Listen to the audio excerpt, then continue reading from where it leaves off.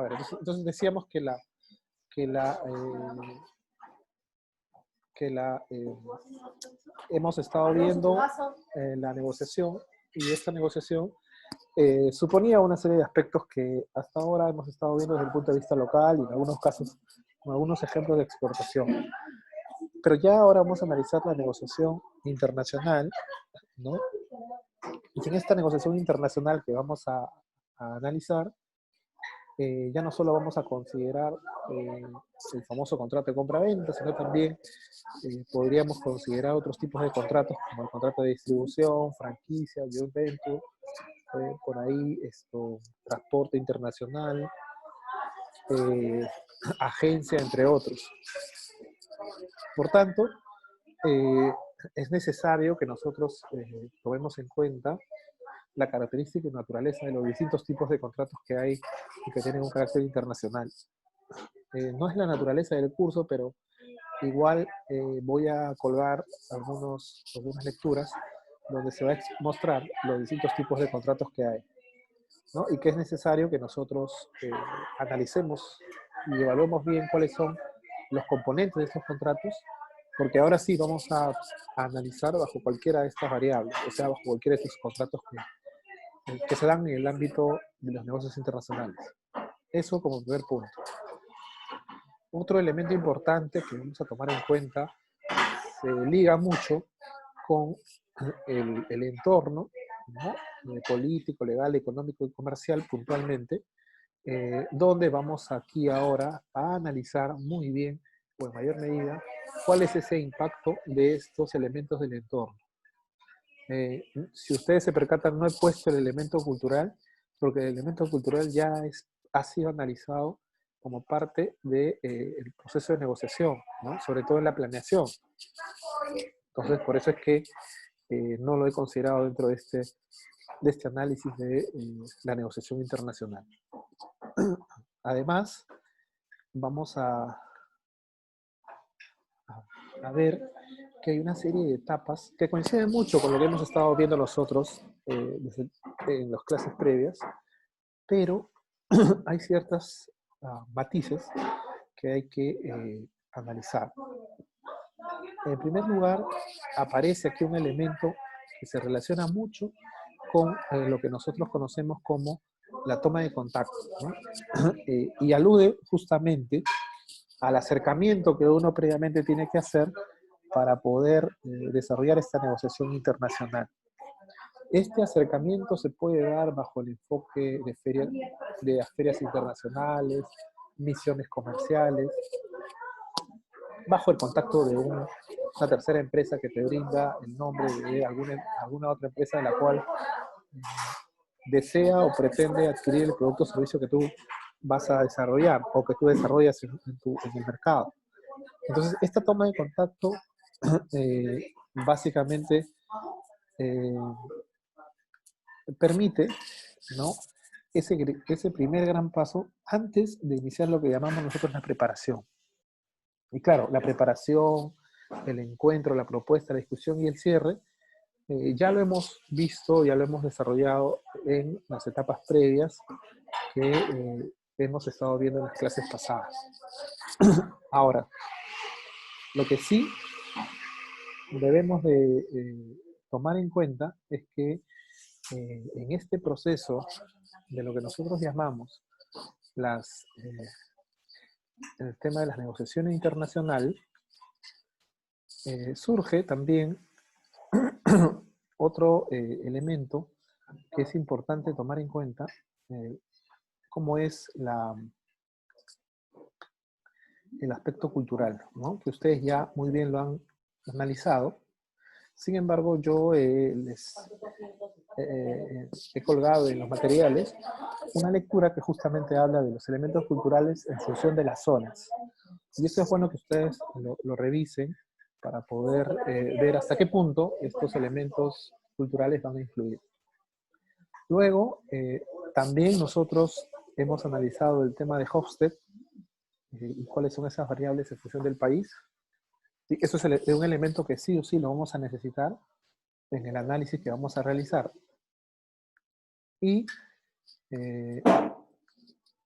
vamos a ver también que aparecen otros elementos que van a influir en esta negociación internacional. Esos elementos adicionales a los que anteriormente he comentado están dados por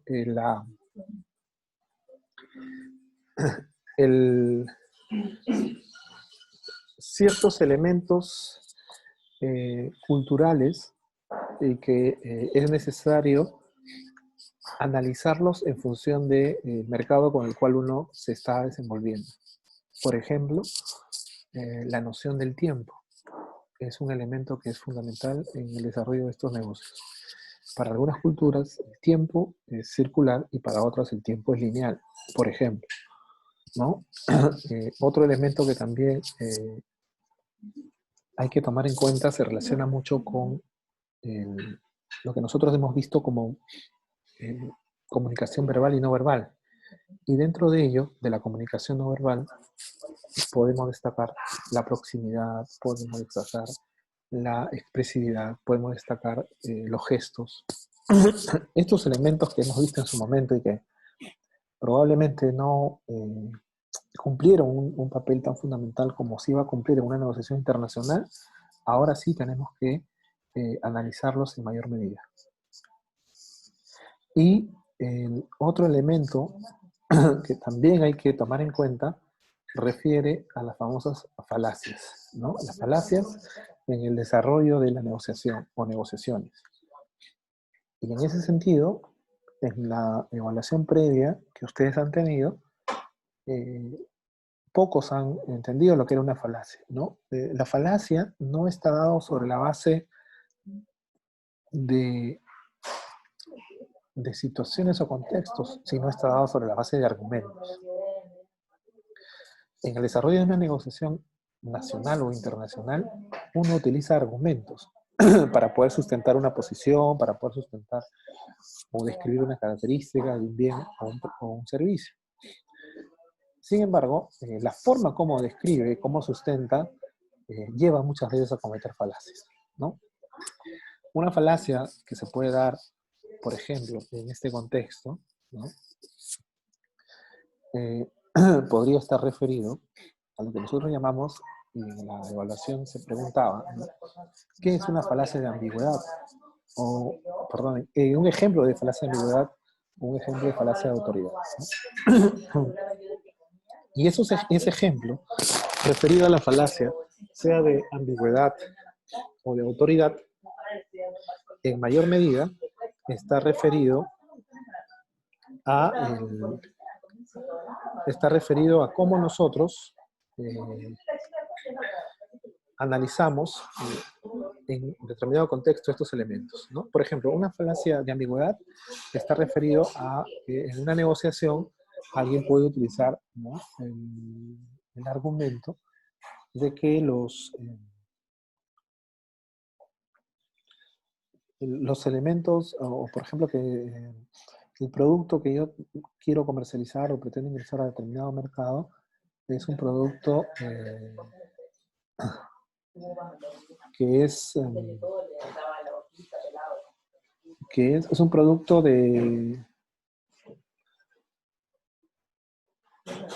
es un producto que brinda gran calidad, por ejemplo, ¿no? Y entonces la pregunta es, ¿y ese término gran calidad, para quién, qué debo entender por ese tema de gran calidad? De repente, ese término gran calidad en otra cultura tiene un significado que es distinto al que yo quiero brindar. Para mí, gran calidad se refiere a un producto que cumple los estándares que debería tener cualquier producto de esa naturaleza. Pero podría suceder que gran calidad sea para otra cultura una situación distinta a ese concepto que yo tengo. Entonces se convierte en una ambigüedad, ¿no? Por otro lado, cuando estamos hablando de la autoridad, el contexto es distinto, porque aquí lo que yo hago es apelar a una persona que es conocedora de cierto tema, pero que no corresponde con el tema que yo estoy tratando. Aquí el ejemplo podría ser, y yo estoy comercializando un tipo de producto de agroexportación y resulta que en razón de la naturaleza de este tipo de productos, decido recurrir a que el Premio Nobel de Química indica que el mercado para este tipo de productos va a seguir creciendo. La pregunta es, ¿por qué el Premio Nobel de Química podría tener una autoridad en su expresión respecto a un tema que no le corresponde? Y entonces en ese contexto aparecen las famosas falacias, ¿no? Son estas variantes o estos elementos que hay que tomar en cuenta a la hora de analizar estas negociaciones internacionales. Eso por el lado teórico. No sé si es que aquí hay alguna duda o consulta sobre este tema.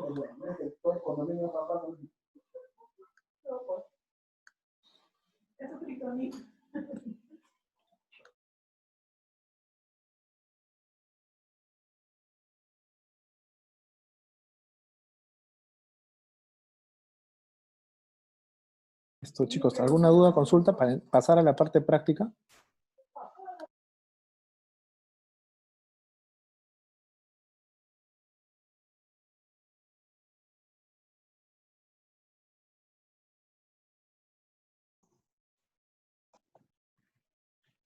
Todo claro, profesor.